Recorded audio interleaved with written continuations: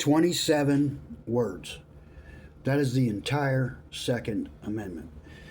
And those 27 words are the most argued, most misquoted, and most deliberately misrepresented sentence in the history of American law.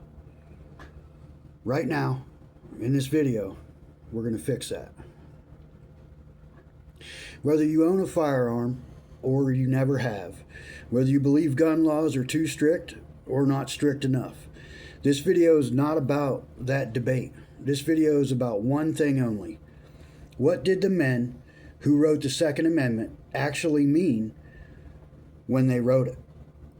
We are going to use their own words, their own letters, their own debates, and the Supreme Court's landmark ruling to answer that question completely. And I promise you, what you're about to learn is not what most people on either side of this debate have been taught. So stay with me. To understand what the founders meant, you have to understand what they had just lived through. Because the Second Amendment was not written in abstract. It was written in direct response to a specific, documented, terrifying experience. April 19th, 1775, the British government, facing growing colonial resistance, sent armed soldiers to Lexington and Concord, Massachusetts. Their mission was specific: confiscate the colonists' weapons and ammunition, disarm the population, remove their ability to resist.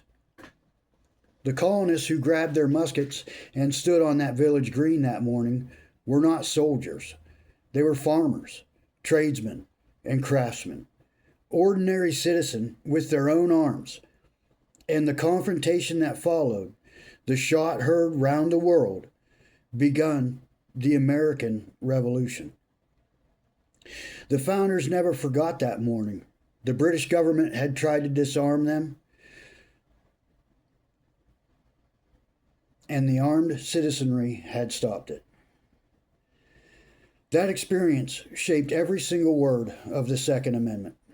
The right to keep and bear arms was included as a means to accomplish the objective of a well-regulated militia, to provide for the defense of the nation, to provide a well-trained and disciplined force to check federal tyranny, and to bring constitutional balance by distributing the power of the sword equally among the people, the states, and the federal government.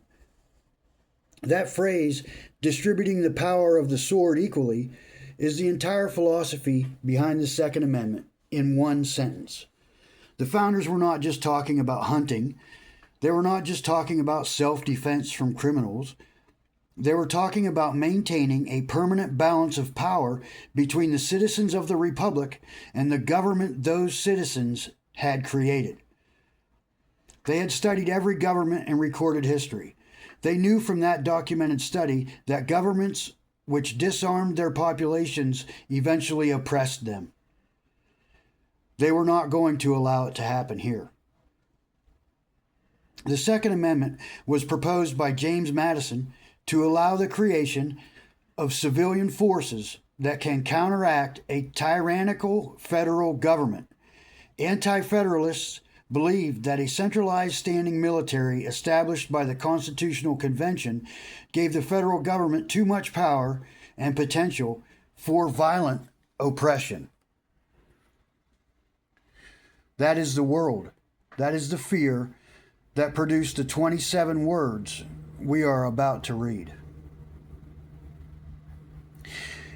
Before we read the final text, you need to know something about how the Second Amendment was written, because the process of writing it reveals exactly what it was designed to do. James Madison drafted the original version, and his original version was structured very differently from what was ratified. Madison's draft read, and this is from the documented congressional record, quote, "The right of the people to keep and bear arms shall not be infringed, a well-armed and well-regulated militia being the best security of a free country," end quote. In Madison's original formulation, the individual right came first. The militia clause came second, as a justification for the right, not as a restriction on it. Then a House committee reviewed his draft. They reordered the clauses. They moved the militia language to the front, creating the prefatory clause that opens the amendment as we know it today. The individual rights language moved to the second position. In this version, the right came first, with the militia reference as justification. A House committee later reordered the clause, moving the militia reference to the beginning, creating the prefatory clause that causes so much modern debate. That reordering, those two clauses swapping positions, is the single source of almost every constitutional argument about the Second Amendment in the 234 years since it was ratified, because now the amendment opens with militia language. And that gives people on one side of the debate an argument that the right only applies to militia service, while people on the other side argue the individual rights clause is the operative provision and the militia clause is merely explanatory. Right now, we're going to resolve that debate using only sources that actually matter: the founders' own words and the Supreme Court's definitive ruling. Here is the complete text of the Second Amendment, exactly as ratified on December 15th, 1791. Quote, "A well-regulated militia being necessary to the security of a free state, the right of the people to keep and bear arms shall not be infringed." 27 words. Let's go through every phase. A well-regulated militia. Okay? The word regulated is where modern readers go wrong most consistently. Today, regulated means controlled by government rules and bureaucracy. In 1791, it meant something completely different. In the 18th century, well-regulated meant properly functioning, trained, and disciplined. A well-regulated clock kept accurate time.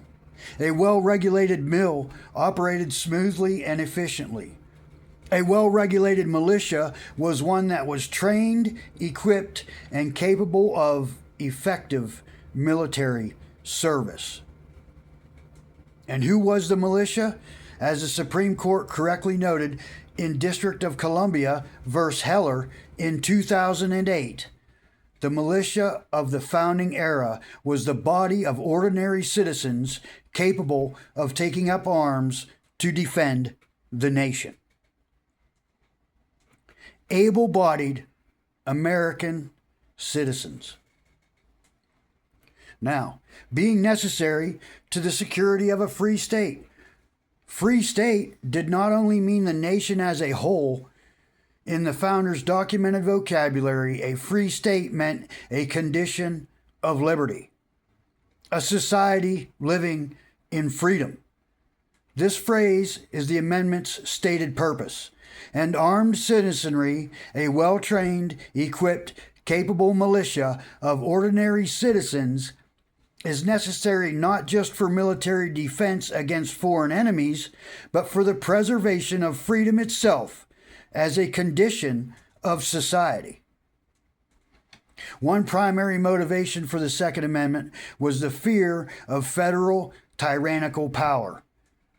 Many founders believed that governments naturally tend towards oppression, and that an armed citizenry served as a crucial check against government overreach.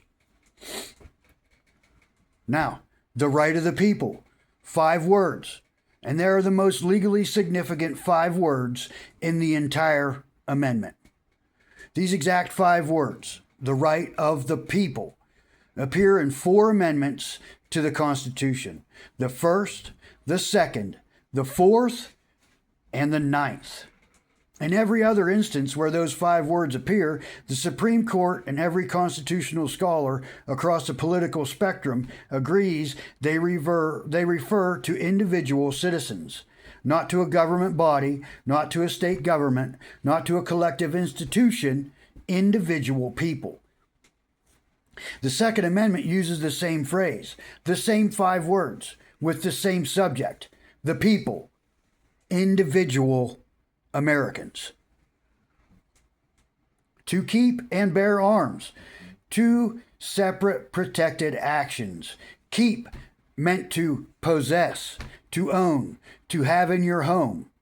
Bear meant to carry, to have on your person outside the home. The founders protected both ownership and carry, home possession and personal transport, both explicitly. Arms in 1791 referred to weapons suitable for military use. The musket a Minuteman carried on the Lexington Green was the same musket he kept above his fireplace at home. The founders drew no distinction between a military weapon and a personal weapon, because in their world they were the same object carried by the same citizen in both contexts. Shall not be infringed. This is the most absolute language in the Bill of Rights. Not should not be infringed under most circumstances, not may not be infringed without good reason, shall not. It is a flat constitutional prohibition with no exceptions written into the text. And infringed meant to encroach upon or diminish even partially. To infringe does not mean to eliminate entirely, it means to limit, to reduce, to violate even in a small degree. The founders chose the strongest possible language, shall not be infringed, and they chose it deliberately. They had lived through a government that tried to take their arms. They were not going to make the protection ambiguous. If this is giving you a clearer picture of what these words actually meant, stick with me, because what I'm about to show you is what the Supreme Court of the United States, after studying this exact history, ultimately ruled. And it mattered enormously to every American alive today. Hit subscribe if you want to make sure you never miss what comes next on this channel. Now, on we go. Before we get to the Supreme Court, let me give you the founders in their own documented words, because no modern interpretation carries more weight than what the men who wrote the amendment said about it themselves. Patrick Henry, one of the most passionate voices for the Bill of Rights, said in the Virginia Ratifying Convention in 1788, quote, "The great object is that every man be armed. Every one who is able may have a gun," end quote. George Mason, who co-authored the Virginia Declaration of Rights, which directly influenced the Second Amendment, wrote, quote, "To disarm the people is the most effectual way to enslave them," quote. Richard Henry Lee, a signer of the Declaration of Independence, wrote in 1788, quote, "To preserve liberty, it is essential that the whole body of the people always possess arms and be taught alike, especially when young, how to use them," end quote. Thomas Jefferson wrote in a letter in 1787, quote, "What country can preserve its liberties if their rulers are not warned from time to time that their people preserve the spirit of the resistance? Let them take arms," end quote. Afraid to trust the people with arms, Madison was describing every government that had ever oppressed its citizens, and he was saying explicitly in writing, as the author of the amendment, that the Second Amendment was designed to ensure that the American government could never become that kind of government. That is not a political opinion. That is documented, primary source, historical record. Now, in 2008, The Supreme Court of the United States weighed in on the Second Amendment for the first time in nearly 70 years. The case was District of Columbia versus Heller, and every American should know what it said. Washington, D.C. had enacted one of the strictest gun laws in the country, a near total ban on handguns. Long guns had to be kept unloaded and disassembled or trigger locked in the home at all times. A man named Richard Heller, a licensed special police officer, was denied the right to register a handgun to keep in his own home for self-defense. He believed that violated the Second Amendment. The case went to the Supreme Court.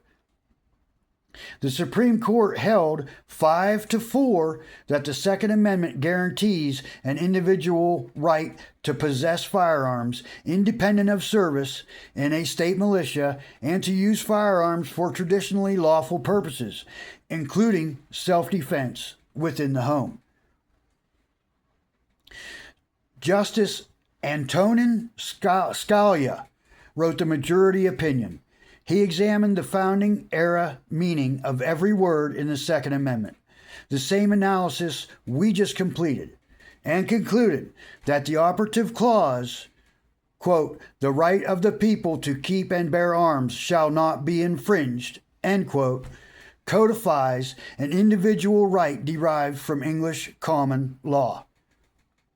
The court added that its textual analysis was supported by the amendment's historical background, reasoning that the Second Amendment was widely understood to have codified a pre-existing individual right to keep and bear arms.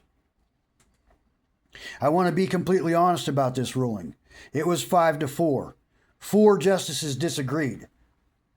The dissenting justices argued the Second Amendment was adopted to protect the right of the people of each of the several states to maintain a well-regulated militia, and that it was a response to concerns that the power of Congress to disarm state militias and create a national standing army posed an intolerable threat to the sovereignty of the several states. This channel presents the documented record. And the documented record includes serious constitutional scholars on both sides who have studied these same 27 words and reached different conclusions. What is the current law of the land is the Supreme Court's major ruling. The Second Amendment protects an individual right to keep and bear arms. That is where the law stands today. 27 words written in 1791 by men who had watched their government try to disarm them. Men who had studied every oppressive government in recorded history. Men who understood from documented personal experience that the first step every tyrannical government takes is to disarm the population it intends to oppress. They wrote those 27 words as a permanent constitutional guarantee, not a privilege the government grants, not a right that depends on political circumstances. A shall not be infringed protection written into the supreme law of the land. Whether you personally own a firearm or you never will, that protection was written for you. It was written as a guarantee that the American government would never be able to do to its citizens what the British government tried to do to those colonists on the Lexington Green on April 19th, 1775. That is a documented history. That is the Second Amendment, in full, in context, and in the founders' own words. This is what the Revere Report is built to give you. The history your education left out. The documents your government counts on you not having read. The words the founders left you across 234 years because they trusted that the citizens of this republic would care enough to understand them. If this video gave you something, share it with one American who deserves to know this. Hit subscribe so you never miss what comes next, and join the Paul Revere Society, a community of Americans coming together around constitutional knowledge and the original values of this republic. The link for the Revere Society is in the description. We are building something real. Come be part of it. I'm John Shoemaker. This is the Revere Report. The Republic belongs to the people who understand it. Ride with us.